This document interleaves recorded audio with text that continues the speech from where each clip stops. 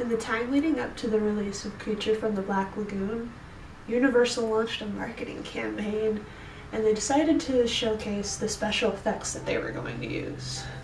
By the 1950s, the plot of this movie, Creature of the Black Lagoon, it had been used over and over, and it was a lost world story about a monster who falls in love with a modern woman. And so what was going to set this apart, is because these plots had been done a lot before, was the special effects. Think like how Avatar could be considered a retelling of Dances with Wolves. And so since it's the 50s in Hollywood, they didn't really, even though it took a lot of employees and workers to get a movie going, they usually like to give just one person credit. That's not uncommon, it's still not uncommon. Think about how much credit Tim Burton still gets for Nightmare Before Christmas, which is a movie he didn't actually direct. So when Universal started their campaign for this, they realized they had in their makeup studio, they had Millicent Patrick. And she was a woman with a really impressive resume. She was the daughter of an architect, had an art degree. She'd had experience working as an animator for Disney. Cool. And she was currently in the makeup and SFX department. She was something they like to call a makeup illustrator. She'd do illustrations like covers for movie posters, but she'd also help design the makeups for the special effects team. She was one of the key designers who worked on Gill Man, which was the final design that they cited on Creature of the Black Lagoon. So Universal ordered a set of photo shoots for her, and they were going to call their campaign The Beauty Who Created the Beasts. Like, because Millicent, like, she was very talented, but she was also super marketable. She was beautiful, like she was getting into her 40s, but she had this experience as an actress, so she knew how to hold herself in front of the camera, and she had these gorgeous long legs and long brown hair. Goth culture was kind of starting up. The Addams Family cartoon had been running in the New Yorker, and in just 10 years you were going to have Morticia Addams, Lily Munster, and currently this same year, 1954, an actress called Vampira started to host her own show. So Universal ordered these.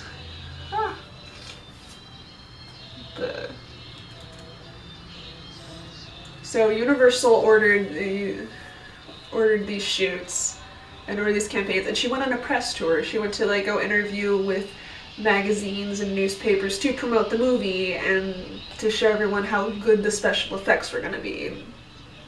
By 50 standards, pretty good. Who was not cool with this was Bud Westmore. You know, I said, like, you know, one person usually get the credit.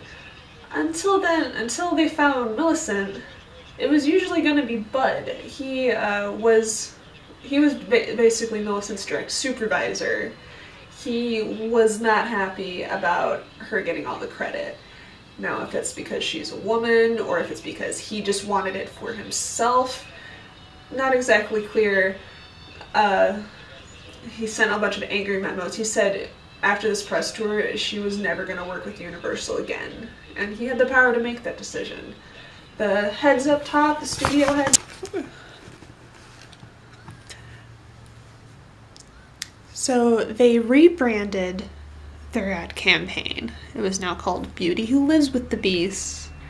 And Millicent, according to all the exec heads, was super gracious about it, and she was really willing to give team credit. Unlike most people, it seems. I don't know if she was saving her butt or what. But here's what the truth probably is. There was a big team of artists, makeup designers, makeup artists, illustrators, and people who did a lot of in-between jobs. And they'd go through and they'd make a bunch of different designs. And then they'd go up and they'd get approval levels. And Millicent was maybe one of the ones who submitted a final approval or put final touches on something that Bud Westmore then said, yes, this is what we're going to use. That's probably the truth. They have a story about how they even modeled the creature from the Black Lagoon, Gill Man. They modeled him after a Oscar statue. Like, they put layers on the Oscar statue, and they figured out how they would layer those onto an actor, so the actor would also be able to swim. Like,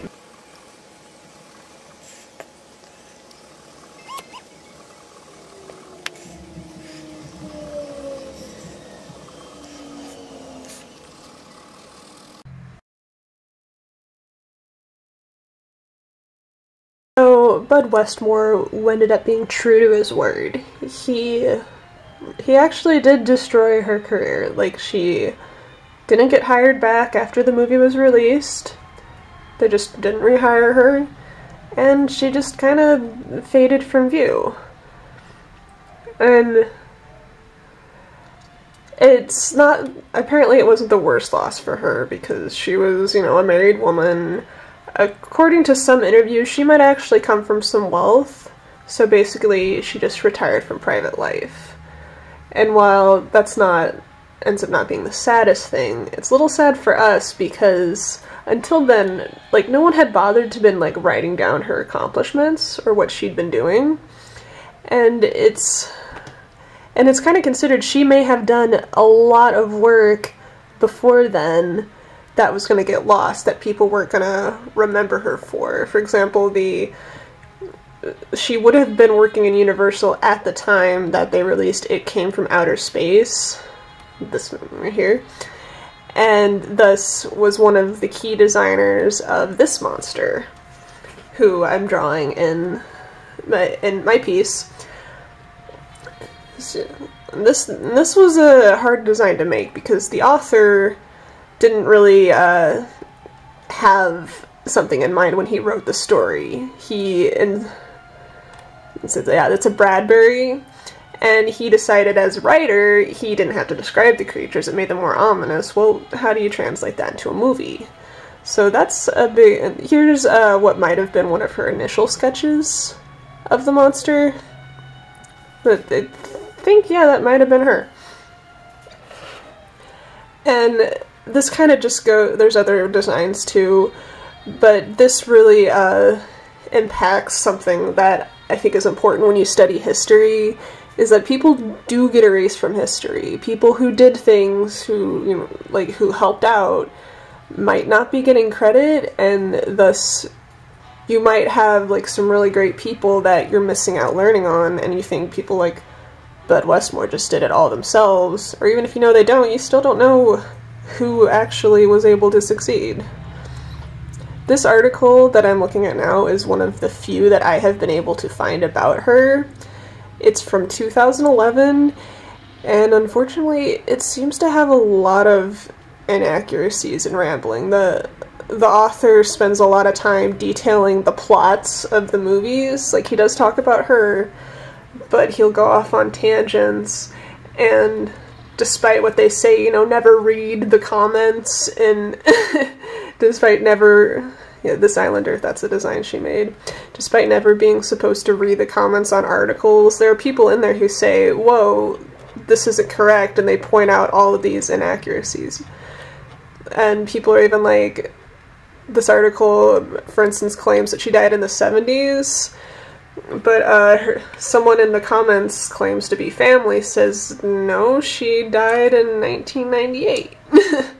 And it doesn't appear there was anything mysterious about her disappearance. She just stopped being a part of Hollywood.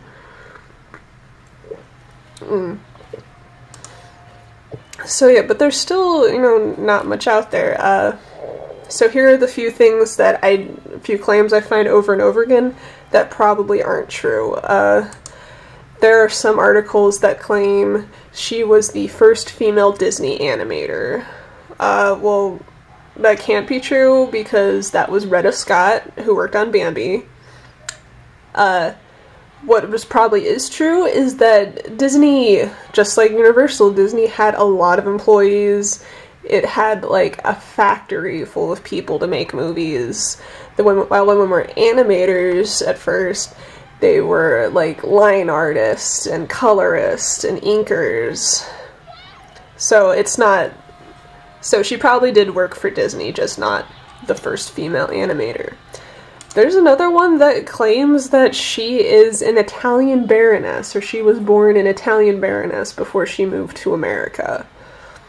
Not sure if that's true, because the other claim is that she was born to an architect, C.C. Rossi, who was one of the designers of the Hearst estate. So, I mean, what is the truth? Like, we don't know. And honestly, this is part of what fascinates me about her so much. I already kind of wanted to do her because she's an artist and we're the creative arts collaboration. So, like, you know, I wanted to get someone who, you know, is, like, someone who we can relate to a little more.